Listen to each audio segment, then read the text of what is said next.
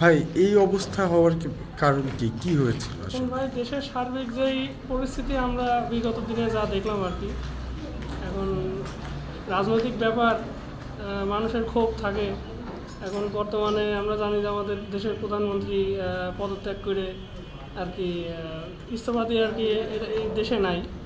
তো এখন বিরোধী দলীয় বা যাদের রাগ ছিল, যারা স্বাভাবিক, তারা হয়তো এই ক্ষতি সাধনটা আর কি করছে।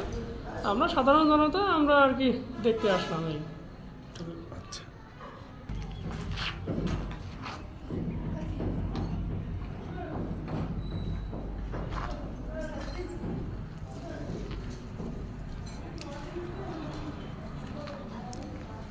এই বাড়িটি হচ্ছে কামারুল আরিফিনের, যিনি